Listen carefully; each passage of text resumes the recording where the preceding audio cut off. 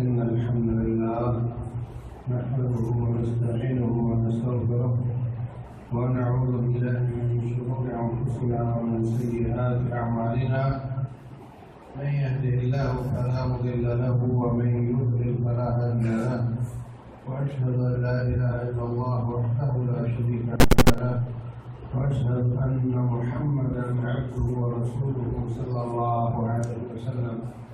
أعوذ بالله من الشيطان الرجيم. قال الله سبحانه وتعالى: شهر رمضان الذي أنزل فيه القرآن هدى للناس وبينات من الهدى والفرقان. وقال في مقام آخر: يا أيها الذين آمنوا كتب عليكم الصيام كما كتب على الذين من قبلكم لعلكم تتقون. یہ آیت آپ نے بارہا سنی ہے اور اس رمضان میں سنتے رہیں گے کہ اے ایمان والو تم پر روزے فرض کیے گئے جیسے پہلے لوگوں پر فرض کیے گئے تھے تاکہ کیا تم میں تقوی آ جائے، اللہ کا خوف آ جائے، للہیت آ جائے.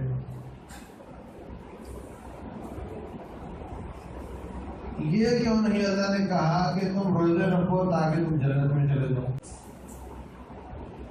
روزہ رکھنے سے جنت ملے گی نا. اللہ نے باب الریان بنایا ہے، روزے داروں کے لیے ایک دروازہ بنایا ہے. روزہ جنت کا سبب ہے، کوئی شک نہیں اس میں. لیکن اللہ تعالیٰ نے یہ نہیں فرمایا کہ ہم نے تم پر روزے فرض کیے تاکہ تم جنت میں چلے جاؤ، بلکہ فرمایا تاکہ تم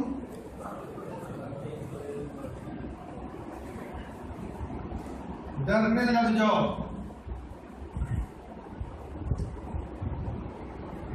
ایک تو یہ کہ جو شخص ڈرنے لگ جاتا ہے اس کے اعمال درست ہو جاتے ہیں.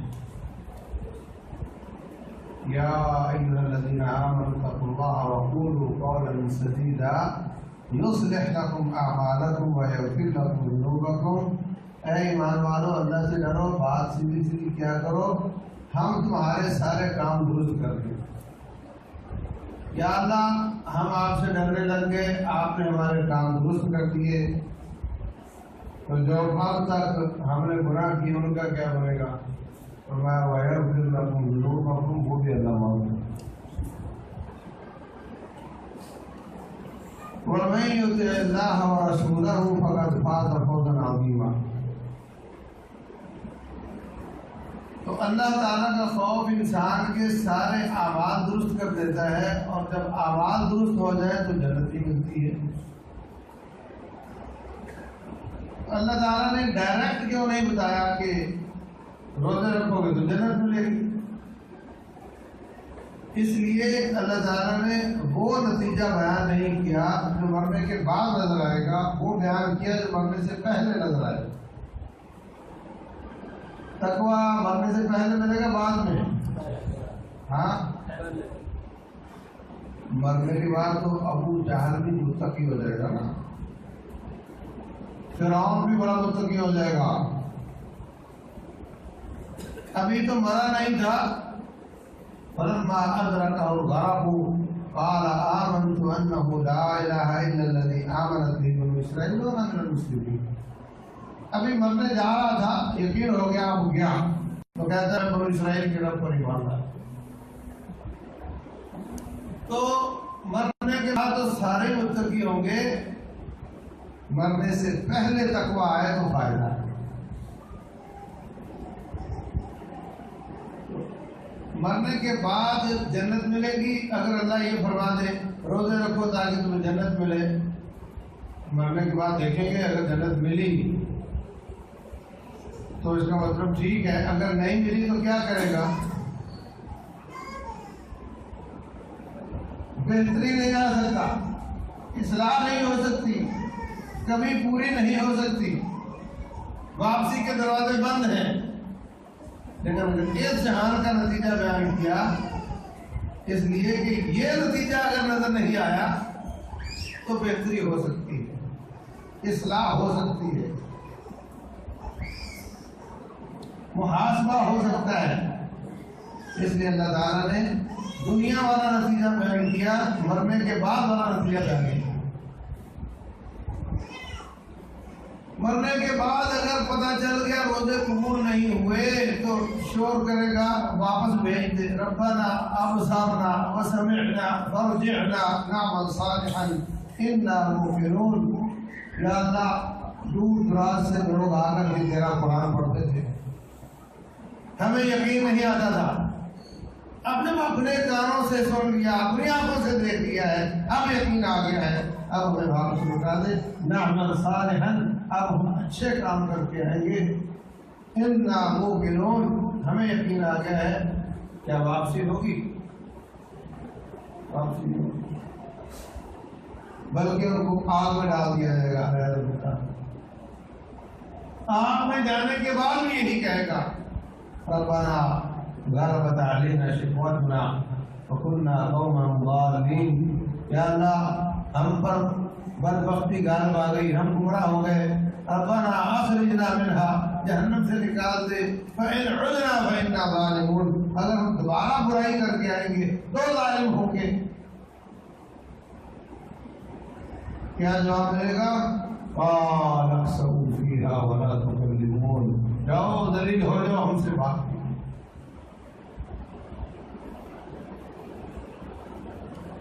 تو مرنے کے بعد کوئی اصلاح کا چانس نہیں ہے، بہتری نہیں آ سکتی، امپروومنٹ نہیں ہو سکتی۔ یہ دنیا کے پیپر نہیں کہ سپلیمنٹری میں بیٹھ کر دوبارہ پیپر پاس کرو، ایسا نہیں، جو گیا سو گیا۔ اس لیے اللہ تعالیٰ نے اپنا محاسبہ کرنے کے لیے وہ نتیجہ بیان کیا ہے جو اس جہان میں نظر آتا ہے، اور وہ اللہ کا خوف۔ اور پھر سابقہ امتوں کے اعمال قبول ہوتے، ان کی قربانی، ان کی غنیمتیں قبول ہو جاتی، جہاد قبول ہو جاتا، تو آسمان سے آگ آتی، اس کو جلا دیتی۔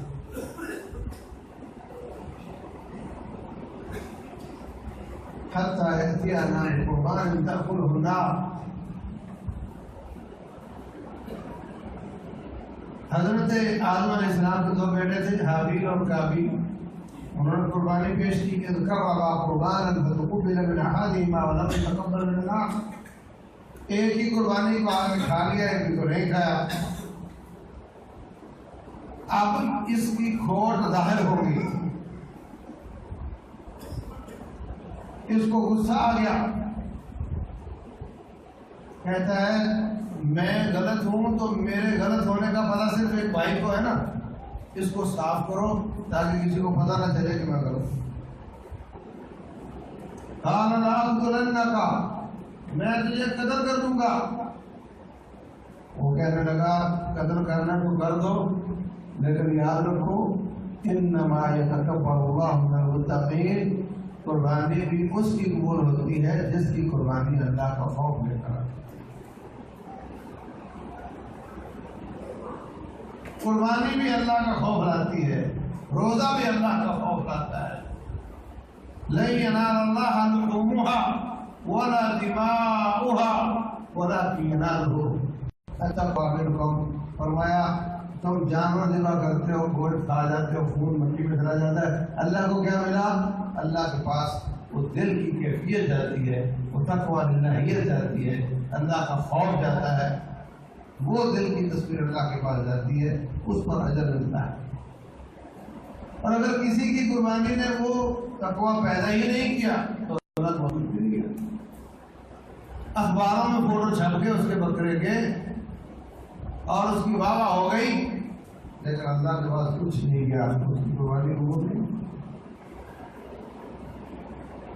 تو حضرت آدم علیہ السلام کے بیٹوں نے اس وقت رزلٹ اناؤنس ہو جاتا تھا، فلاں کھوٹا فلاں اچھا، تو بندہ مار دیا اس نے۔ پھر اللہ تعالیٰ نے ہماری امت کے لیے رزلٹ اناؤنس کرنے کا طریقہ بدل دیا۔ دو طریقے ہوتے ہیں، ایک ہوتا ہے کہ بورڈ پر لگا دو کون فیل کون پاس، ایک ہوتا ہے لفافے میں بند کر کے بھیج دو۔ اب جس کا رزلٹ ہے وہ خود پڑھے گا، کسی کو نہ دکھائے تو نہ دکھائے۔ اللہ تعالیٰ نے اس امت پر رحم کیا، اس کے نیک اعمال کا رزلٹ اللہ نے وہ لفافے میں ڈالنے والا سسٹم کیا کہ دل میں تقوی آئے گا۔ اب کسی کو نظر تھوڑے آئے گا میرے دل میں تقوی ہے یا نہیں، آپ کو کیا بدلے؟ اس میں خود آپ نے دیکھنا ہے کہ میرے روزے نے تقوی پیدا کیا ہے یا نہیں کیا، آپ نے محاسبہ خود کرنا ہے۔ اس لیے فرمایا من صام رمضان ایمان و احتسابا غفر له ما تقدم من ذنبه۔ ہر ایک کے روزے قبول نہیں ہوتے، جو ایمان کے ساتھ اور اپنا محاسبہ کرتے ہوئے روزے رکھتا ہے اس کے روزے قبول ہوتے ہیں، اس کے پیچھے رکھنا معاف ہوتا ہے۔ ومن قام رمضان ایمان و احتسابا غفر له ما تقدم من ذنبه، جو رات کا قیام کرتا ہے ایمان اور احتساب کے ساتھ اس کے بھی پیچھے رکھنا معاف ہوتا ہے۔ اور محاسبہ کیسے کرنا ہے؟ یہی دیکھنا ہے کہ تقوی کے بغیر عبادت قبول نہیں ہوتی۔ کیا اس نیکی سے اللہ کا خوف پیدا ہوا ہے؟ روزہ ہو، قربانی ہو، حج ہو، نماز ہو، کوئی بھی عبادت ہو، اس کا دنیا کا نتیجہ اللہ کا خوف۔ دلیل دے دو، فرمایا یا ایھا الناس اعبدوا ربکم، اور لوگوں رب کی عبادت کرو، الذی خلقکم، جس نے تمہیں پیدا کیا، والذین من قبلکم، تمہارے ابا دادا کو پیدا کیا۔ یا اللہ تیری عبادت کرے تو کیا دے گا؟ لعلکم تتقون، تمام عبادتوں سے اللہ کا خوف۔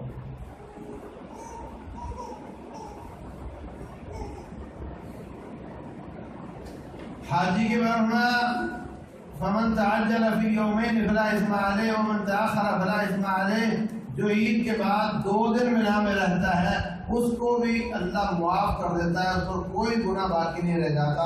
رجع کیوم ولدت امہ، ایسے واپس آتا ہے جیسے آج پیدا ہوئی۔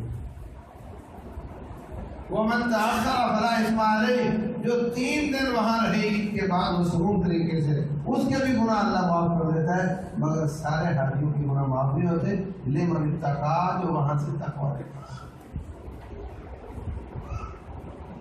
دکان پر بیٹھتا تھا، شکل اس کی ہندوؤں جیسی تھی، واپس آیا تو شکل ابو بکر صدیق جیسی، عمر بن خطاب جیسی رضی اللہ عنہ۔ چیٹنگ کرتا تھا، جھوٹ بولتا تھا، کم بولتا تھا، ملاوٹ کرتا تھا۔ آگے سارے پرانے دوست آگے اتنا یہ ملا دو، اتنا وہ ملا دو، یہ ریٹ نکال دو، ایسا نہیں، یہ نہیں ہوگا، میں نے حج کر دیا۔ رسول اللہ صلی اللہ علیہ وسلم سے پوچھا گیا ای الاعمال افضل یا رسول اللہ، سب سے اچھا افضل عمل کون سا ہے؟ فرمایا الایمان باللہ، اللہ پر ایمان لانا۔ قیل ثم ای، اس کے بعد درجہ کس کا ہے؟ فرمایا نماز وقت پر پڑھنا، صلاۃ وقتہا۔ کہا اس کے بعد کس کا درجہ ہے؟ فرمایا الجہاد فی سبیل اللہ، اللہ کے راستے میں جہاد کرنا۔ پوچھا گیا اس کے بعد کس کا درجہ ہے؟ فرمایا حج مبرور، بیر والا حج، نیکی والا حج، جس کے بعد بندہ نیک ہو جائے۔ وہ نیکی اس کی دلالت کرتی ہے کہ اس کا حج قبول ہو گیا۔ جب اس نے اس جہان کو چینج کر دیا ہے تو اللہ اس کو اس جہان کو بھی چینج کر دیا۔ جب اس کے حج نے اس کے اعمال درست کر دیے ہیں، اس کا مطلب اس میں اللہ کا خوف آیا ہے، کیونکہ اللہ کے خوف کا نتیجہ ہے یصلح لکم اعمالکم، اللہ تمہارے اعمال کو درست کرے۔ تو جس طریقے سے حج سے پہلے اور حج کے بعد کی کیفیت چینج ہو تو حج قبول ہوا، ایسے ہی شعبان اور شوال میں فرق ہو جائے تو رمضان قبول ہوا۔ حج 5 دن کی عبادت ہے اور رمضان مہینے کی عبادت ہے۔ راتوں کا قیام ہے، دن کے روزے ہیں۔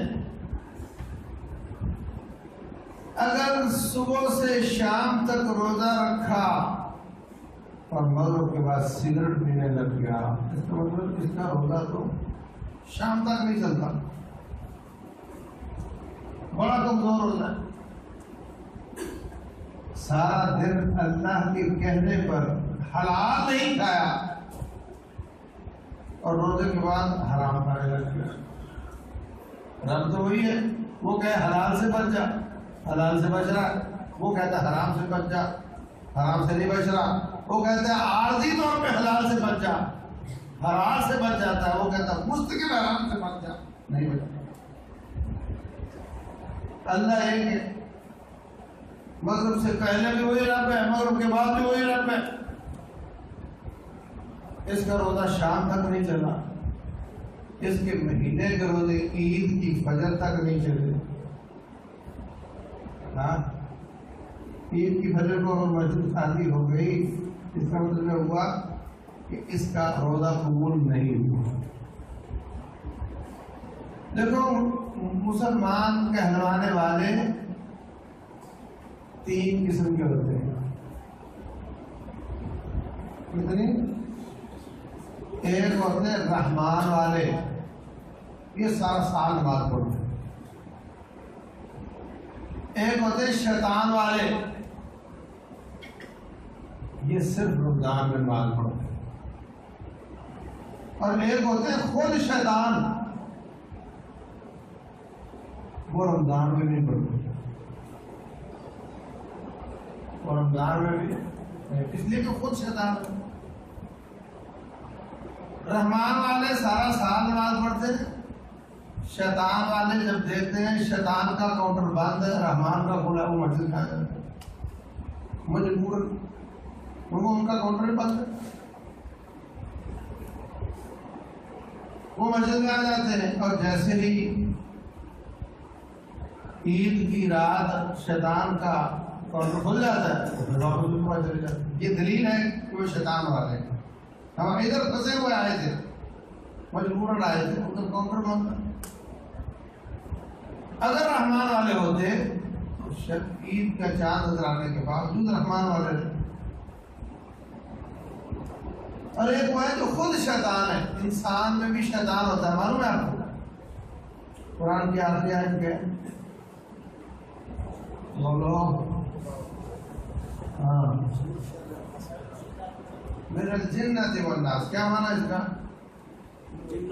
شیطان جنوں میں بھی ہے، انسانوں میں بھی ہے. مانتے ہو نا قرآن کو؟ مانتے ہیں. تو کبھی آپ نے انسانوں والا شیطان دیکھا؟ بولو. وہ قرآن تو کہتا ہے، آپ نے کبھی دیکھا؟ میں نے دیکھا ہے. نہ اس کی دم تھی، نہ اس کے سینگ تھے. سمجھ آئے؟ وہ ہے جو رمضان میں مسجد میں نہیں آتا. اب آپ ہی دیکھ لینا. وہ ہے جو برائی کا حکم دیتا ہے، نیکی سے منع کرتا ہے. وہ ہو سکتا ہے آپ کی بیوی ہو سکتا ہے آپ کے شوہر ہو سکتا ہے آپ کا ابا ہو سکتا ہے آپ کا بیٹا ہو، میرا بچہ ہو، میرا بھائی ہو، کوئی بھی ہو سکتا ہے. نشانی اس کی یہ ہے کہ وہ برائی کا حکم دیتا ہے، نیکی سے منع کرتا ہے. چیک کرنا ہے، نیکی شروع کر دیتے ہیں. دل کو شیطان نے داڑھی چھیننے پہ لگایا ہوا ہے. وہ ابھی یہاں بیٹھے اللہ تعالیٰ سے وعدہ کریں، عزم کریں، توبہ کریں کہ آج کے بعد ہندوؤں کی شکل نہیں چلے گی، عمر بن الخطاب والی چلے گی انشاءاللہ. بس پھر جو اس کو پریشان کرے گا وہ پکا شیطان. جو کہ یہ کیا تو نے نیکی کی نا، اس نے وہ نیکی سے منع کر رہا ہے، پکا شیطان. ہو سکتا ہے بیوی ہو سکتا ہے دفتر کا باس ہو سکتا ہے ابا ہو سکتا ہے کولیگ ہو سکتا ہے رومیٹ ہو سکتا ہے محلے دار ہو، کوئی بھی ہو سکتا ہے. جو بھی اس کو برائی کرنے کا حکم دے، نیکی سے منع کر، پکا شیطان. اور جو رمضان میں نماز پڑھنے نہ آئے وہ پکا شیطان ہے. اور جو رمضان میں آئے بعد میں آئے وہ شیطان والا ہے. یہ رمضان ان کے لیے بہترین موسم ہے کہ ادھر سے پتہ کٹوا کر کے رحمان والا. اتنا مضبوط کرو اپنے آپ کو، اس قدر اللہ کا خوف پیدا کرو اپنے اندر، اس قدر شیطان کے خلاف اللہ کے خوف کی ڈھال بنا لو کہ کہ 11 مہینے شیطان کا مقابلہ کر سکے۔ ایسا روزہ کوئی روزہ نہیں جو مغرب کے بعد تک نہ چل سکے، ایسا روزہ کوئی روزہ نہیں جو عید کی وجہ تک نہ چل سکے۔ روزہ وہ ہے جو اگلے 11 مہینے آپ کا دفاع کرے۔ فرمایا الصوم جنہ، روزہ ڈھال ہوتی ہے شیطان کی۔ اس قدر آنکھ کا روزہ، کان کا روزہ، زبان کا روزہ، ہاتھ سے غلط کام نہ کرے، پاؤں سے غلط طرف چل کر نہ جائے، جسم کے ہاتھ انگ کا روزہ ہو۔ صوم کا لفظی معنی ہوتا ہے رک جانا۔ کس چیز سے رک جانا؟ اگر رب روزے کے دنوں میں حلال سے روکتا ہے تو حلال سے رک جانا، اور اللہ تعالیٰ جب حرام سے روکے تو حرام سے رکنے کی عادت ڈالنا، یہ روزہ ہے، یہ اس کا فلسفہ ہے، یہ اس کی روح ہے۔ اور اگر کم توڑتا، جھوٹ بولتا، ملاوٹ کرتا، گالیاں بکتا چلا جاتا ہے، فلم دیکھتا ہے، خبروں کے نام سے ٹی وی پہ موسیقی سنتا ہے، اور پھر روزے بھی رکھتا ہے، میرے بھائیوں فلیس للہ حاجۃ فی ان یدع طعامہ و شرابہ، ایسے ہی روزے کی اللہ تعالیٰ کو کوئی ضرورت نہیں۔ یہ روزہ نہ اس جہان میں اثر دکھاتا ہے نہ اس جہان میں اثر دکھاتا ہے۔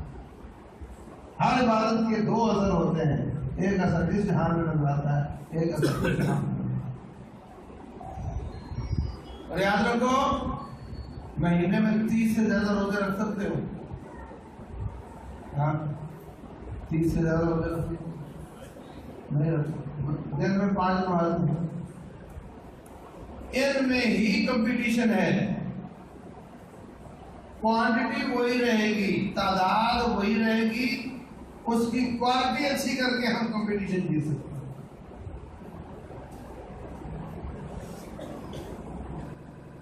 نماز کو احسن انداز سے پڑھ کر، روزے کو احسن انداز سے رکھ کر ہم دوسرے کا مقابلہ کر سکتے ہیں، کیونکہ ہم سب اس مقابلے میں شریک ہیں۔ اللہ رحمت سارے وہ اعلیٰ مغفرت من ربکم الجنہ، سابقوا الی مغفرۃ من ربکم الجنہ، اللہ کی بخشش اور جنت میں مقابلہ کرو ایک دوسرے کا۔ یہ مقابلہ کثرت کے ساتھ نہیں ہو سکتا، بلکہ جتنی رب نے فرض کیے ہیں اس کی کوالٹی اچھی کر کے ہو سکتا ہے، اور وہ یہ ہے کہ ہم روزے کو روزے کی روح کے مطابق کریں۔ من صام رمضان ایمانا و احتسابا، ایمان اور احتساب کے ساتھ اپنا محاسبہ کریں۔ کیسے محاسبہ کریں؟ جیسے دکاندار محاسبہ کرتا ہے، کیا کرتا ہے؟ کون سا سودا ختم ہو گیا، کون سا لانا ہے، کتنی بکری ہوئی، کتنا نفع ہوا، کون سے سودے بکتے نہیں، آئندہ نہیں لانے، ہے نا؟ ادھار کتنا کیا، کس کا ادھار واپس آ جاتا ہے، کس گاہک کا ادھار واپس نہیں آتا۔ یہ سارا جو اپنا محاسبہ کرتا ہے وہ اچھی دکان چلاتا ہے، اچھا دکاندار ہوتا ہے۔ اور جو سوچے ہی نا ایک چیز ہے بار بار لا رہا، ڈھیر لگ رہے، بک نہیں رہی، سوچتے ہی نہیں، تو وہ ناکام ہو جایا کرتا ہے۔ کتنے گھر پیسے چلے گئے، کتنے دکان میں رہے، کتنے کا مزید سودا آیا، جو یہ نہیں سوچتا وہ ناکام ہو جاتا ہے۔ روزے میں بھی اپنا محاسبہ کرنا ہے۔ من صام رمضان ایمانا و احتسابا، کہ میں نے کتنے گناہ کیے، کس کس کو پریشان کیا، اللہ اپنے گناہوں کی لسٹ بنانی ہے۔ کاغذ پکڑو، حقیقتاً قلم پکڑو اور اپنے گناہ ادھر شروع کرو۔ اگر تو گناہ یاد آئیں، ہاں میں یہ بھی کرتا ہوں، میں وہ بھی کرتا ہوں، وہ بھی کرتا ہوں، پھر تو سمجھو کہ چلو ایک خیر موجود ہے۔ کم از کم میرے دل کا شیشہ کالا نہیں ہوا جو مجھے گناہ دکھاتا ہے۔ گناہ لکھتے چلے جاؤ، دکھاؤ نا کسی کو، اپنے لیے لکھو، اور اللہ تعالیٰ سے توبہ کرتے چلے جاؤ، ان کو چھوڑتے چلے جاؤ۔ جتنے گناہ آپ چھوڑتے چلے جائیں گے، اللہ تعالیٰ سے معافی مانگتے چلے جائیں گے، اتنے اللہ تعالیٰ معاف کرتے ہیں۔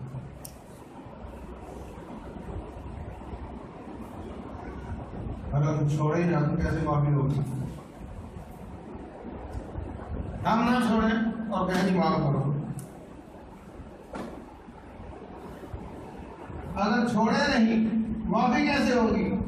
اللہ فرماتے ہیں انی لغفار لمن تاب وآمن وعمل صالحا ثم اهتدى، میں بخشنے والا ضرور ہوں لیکن سب کو نہیں بخشتا۔ لمن تاب، جو توبہ کرے، وآمن، عقیدہ ٹھیک کرے، وعمل صالحا، عمل درست کرے، ثم اهتدى، پھر ہدایت والی زندگی گزارے، اس کے پیچھے میں بہت۔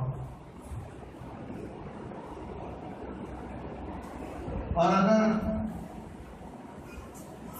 چھوڑے نہیں تو پھر اللہ تعالیٰ کا معاف کرنا یہ کوئی کمزوری نہیں ہے، کہ ہم منہ سیدھا نہ کریں اور ہمیں معاف کرنا کریں۔ اللہ نبئ عبادی، میرے بندوں کو بتا دو، انی انا الغفور الرحیم، میں ہی بخشنے والا ہوں، وان عذابی هو العذاب الالیم، اور میرے عذاب اتنا دردناک کسی کا عذاب ہے۔ دونوں باتیں ایک ساتھ۔ تو یہ اللہ کا خوف، رب الجلال کی الہیت، یہ اگر پیدا ہو جائے تو اللہ تبارک و تعالیٰ فرماتے ہیں وَمَن يَتَّقِ اللَّهَ يَجْعَل لَّهُ مَخْرَجًا وَيَرْزُقْهُ مِنْ حَيْثُ لَا يَحْتَسِبُ، دوسرے مقام پر فرمایا وَيُعْظِمْ لَهُ أَجْرًا، اللہ اس کا اجر زیادہ کرے۔ روزے تو 30 سے زیادہ نہیں رکھ سکتے، مگر ان میں ہی خوبی یہ ہونی چاہیے کہ اجر زیادہ اور ہم کمپٹیشن جیت جائے۔ اور یاد رکھو، اللہ جب کسی کی نیکی لکھتا ہے، کسی عمل کی نیکی لکھتا ہے، اس کا طریقہ کار کیا ہوتا ہے بتا دوں؟ اللہ تعالیٰ یہ نہیں دیکھتا کہ بندہ کتنا خوبصورت ہے اس کو زیادہ نمبر دے دو، اللہ یہ نہیں دیکھتا کہ بڑا سیٹھ ہے، پیسے والا ہے، اس کو زیادہ نمبر دے دو، اللہ یہ نہیں دیکھتا۔ اللہ یہ دیکھتا ہے کہ اس نے کام کیا سنت کے مطابق کیا ہے اور کس دل کے ساتھ کیا ہے، کام کیسا کیا ہے اور کس دل کے ساتھ کیا ہے، کام کی کوالٹی اور دل کا تقوی، اس کو ضرور لگا کر آپ کے نمبر بن جائے۔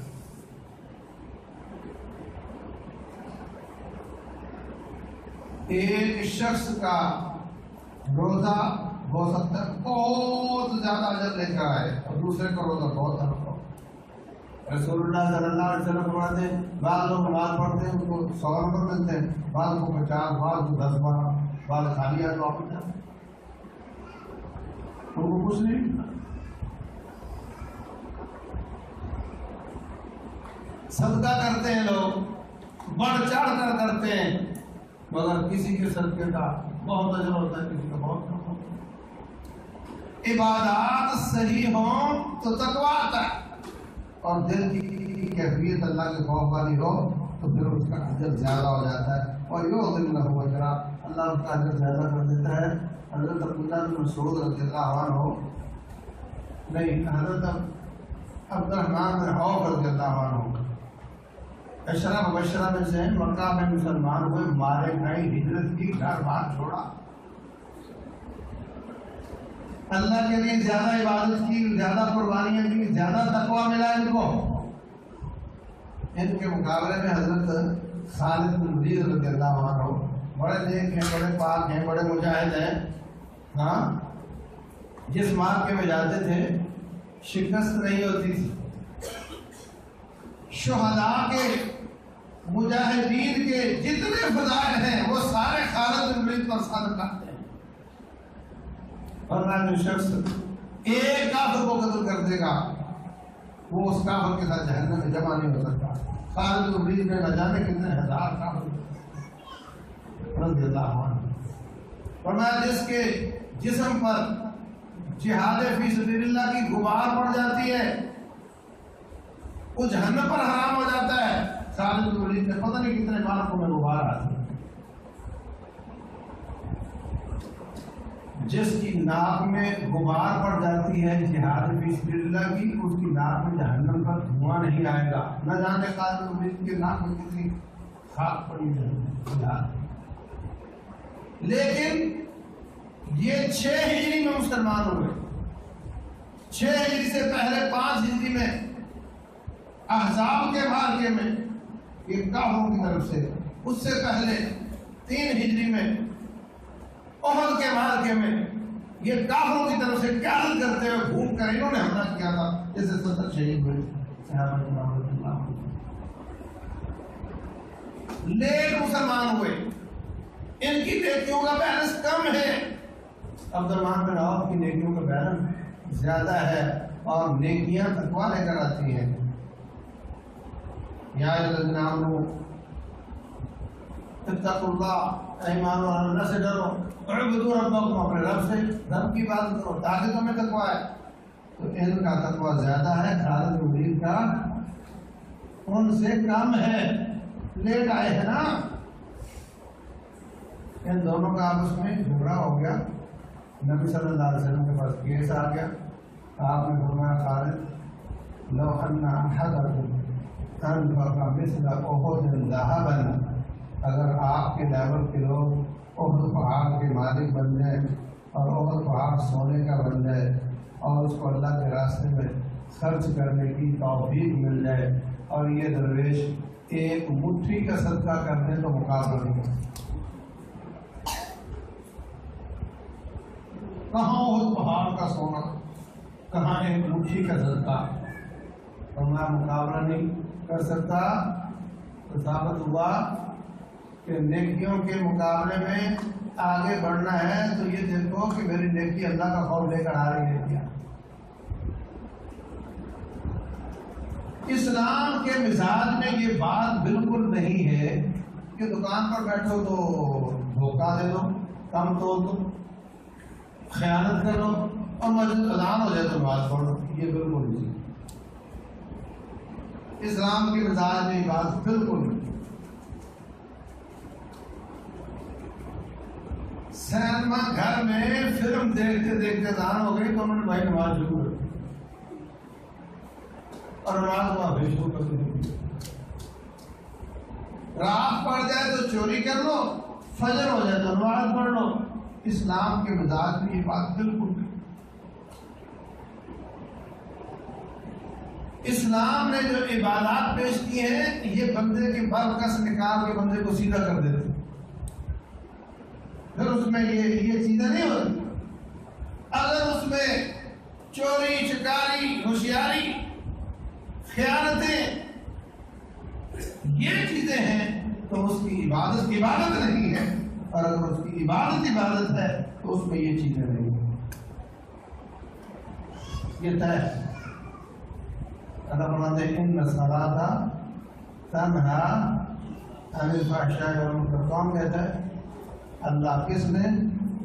قرآن میں۔ قرآن سچا ہے نا، تو یہ بات بھی سچی ہے۔ نماز بے حیائی اور برائی سے روکتی ہے۔ نمازی کبھی بے حیا نہیں ہو سکتا، اس کی بیوی بے پرد نہیں ہو سکتی، اس کی بچی بے پرد نہیں ہو سکتی۔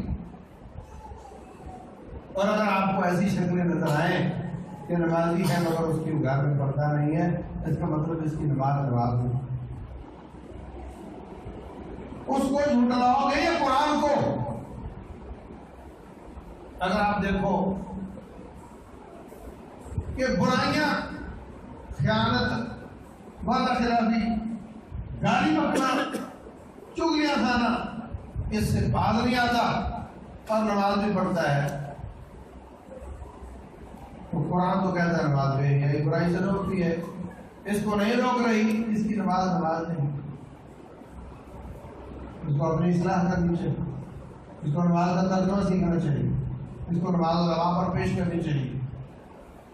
یہ اس جہان کے کرنے کے کام ہیں، اور اگر اپنا محاسبہ نہ کیا اور بس ٹھیک ہے جی جیسی آئی جہاں ہی رگڑ دینی چاہیے، تو پھر اپنے آپ کو مطمئن کر لے گا کہ میں نمازی ہوں، اللہ کے نزدیک نمازی نہیں ہوگا، اور اس نمازی سے بے نماز اچھا۔ کیوں؟ بے نماز کو کبھی ہدایت مل جائے گی، وہ اپنے آپ کو گناہ گار سمجھتا ہے کہ دیکھو لوگ نمازیں پڑھتے میں نہیں پڑھتا، وہ گناہ گار سمجھتا ہے، وہ سیدھا ہو جائے گا کبھی نہ کبھی، لیکن یہ کبھی سیدھا نہیں ہوگا اس لیے کہ مطمئن ہے کہ میں تو نماز نہیں، یہ اپنے آپ کو جو گناہ گار نہیں مانتا تو اصلاح کیسے کرے گا؟ تو اس لیے بھائیوں اس رمضان میں آپ کا ٹارگیٹ ہے، میرا بھی ٹارگیٹ ہے، ہم نے کیا کرنا ہے؟ رسول اللہ صلی اللہ علیہ وسلم ممبر پر تشریف لائے، فرمایا آمین، پوچھا گیا کس بات پر آمین کہا؟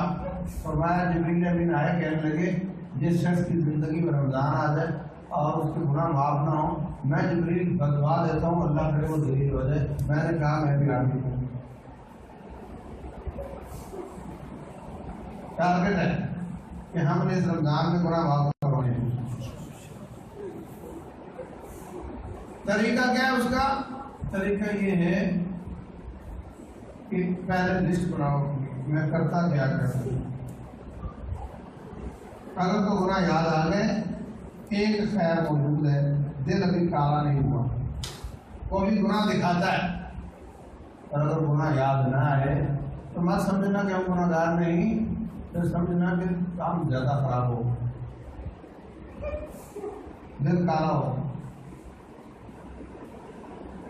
پھر استغفر اللہ استغفر اللہ لا الہ الا انت سبحانک انی کنت من الظالمین رب اغفر وارحم وانت خیر الراحمین اللہم انت ربی لا الہ الا انت خلقتنی وانا عبدک۔ یہ دعائیں پڑھ پڑھ کے استغفار کر کر کے رگڑا لگانا ہے، ریگ مار لگانا ہے تاکہ صاف ہو جائے۔ جب آپ کثرت کے ساتھ یہ پڑھو گے نا تو 2-3 دن کثرت کے ساتھ پڑھ لو گے تو آپ کو سمجھ آ جائے گی، اب دل نرم ہو رہا ہے، اب بات سن کر اثر ہوتا ہے، آنکھوں سے آنسو۔ جب یہ کیفیت ہو جائے تو پھر اپنے گناہ لکھو۔ اگر لوگوں کے گناہ یاد آئے، میں تو پھر بھی 2 نمازیں پڑھتا ہوں اور میرا ساتھی تو ایک بھی نہیں پڑھتا، میں اچھا، میرے تو پھر بھی 2 آدھی انچ کی داڑھی ہے، وہ تو بالکل چھیلتا ہے، میں اچھا۔ یاد رکھو اللہ تعالیٰ نے جنت کمپیئر کر کے نہیں دینی کہ کوئی بھی نہیں مان رہا تھا چلو یہ تھوڑی بہت مانتے ہیں وہ دے، ایسا نہیں، بلکہ رب الجلال کا ایک معیار ہے، نیکی وہ جو عہد نبوت میں نگری تھی وہی آج ہے، گناہ وہ جو عہد نبوت میں گناہ تھا وہی آج گناہ ہے، ساری دنیا کرنے لگ جائے وہ نیکی نہیں ہوتی، اس پر اللہ تعالیٰ حساب لے گا۔ اور میرے بھائیوں اس کو کوئی بھی فکر نہیں، سارے باغی ہو جائے سب کچھ پورے میں جائیں، اس کو اس بات کی فکر نہیں کہ لوگ کہیں گے اللہ تیری تو مانے نہیں کسی نے، کوئی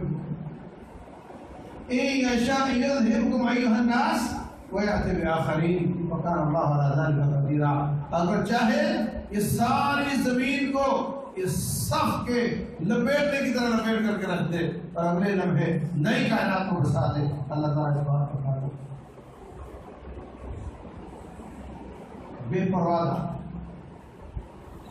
اگر گناہ یاد آنے لگ جائے لکھو ان کو اور ان کو چھوڑنا شروع کرو اور ان پہ توبہ کرو۔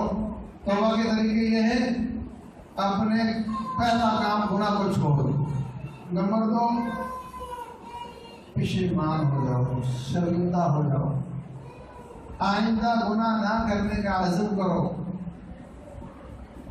نمبر 3 اگر وہ گناہ بندوں کے حق ہے تو اس کو واپس کرو، یہ نہیں کہ چوری کر لی اور گھر آ کے توبہ کرو، ایسا نہیں، وہ واپس کرنا پڑے گا۔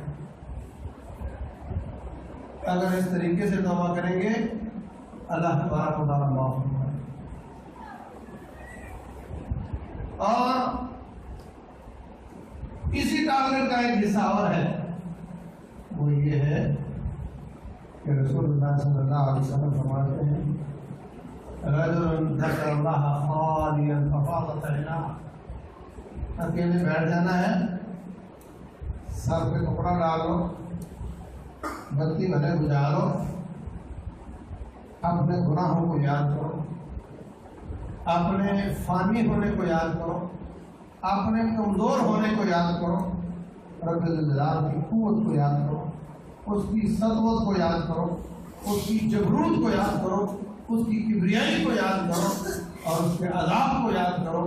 اور پھر اگر ننھے دو آنسو نصیب ہو گئے، ننھے دو آنسو نصیب ہو گئے تو فرمایا اس کا اجر یہ ہے کہ ساری کائنات کے سمندروں سے تیری جہنم نہیں بجھتی، ان دو آنسوؤں سے تیری جہنم بجھ جاتی ہے. اور قیامت کا دن ہوگا، لوگ ننگے دھڑنگے، سورج 1 میل کے فاصلے پر، لوگ اپنے اپنے گناہوں کی پاداش میں اپنے پسینوں میں ڈوب رہے ہوں گے. اس وقت 7 قسم کے لوگوں کو اللہ اپنا سایہ نصیب کرے گا. ان میں ایک شخص وہ ہے رجل ذکر اللہ خالیا ففاضت عیناہ، جس نے اکیلے بیٹھ کر اس بندے نے اپنے گناہوں کو یاد کیا، اللہ کو یاد کیا، اس کی قوت کو یاد کیا اور اس کی آنکھوں سے آنسو بہہ گئے. ان دو آنسوؤں کی قیمت یہ ہے کہ 50,000 سال لوگ دھوپ میں ہوں گے اور یہ اللہ کے ساتھ میں. یہ ٹارگٹ ہے. اس رمضان میں کم از کم ایک دفعہ ایسا ہونا چاہیے. تو اگر ہم گناہوں سے ہلکے ہو گئے، تقویٰ حاصل کر لیا، اس کا نتیجہ عید کے بعد نظر آئے گا. جس کا شعبان اور شوال مختلف ہوا، اس کو روزہ بھی مبارک، رمضان بھی مبارک، اس کو لیلۃ القدر بھی مبارک، اس کو عید بھی مبارک. اور جس کی دونوں مہینوں میں فرق نظر نہ آیا، اس کو نہ روزے مبارک نہ اس کو عید مبارک، وہ اپنے آپ کو دھوکہ دے رہا ہے. اس کے روزے کا کوئی فائدہ نہیں ہے. اللہ تبارک و تعالی ہمیں جو میں نے عرض کیا ہے سمجھنے اور عمل کرنے کی توفیق عطا فرمائے. وما علینا الا البلاغ.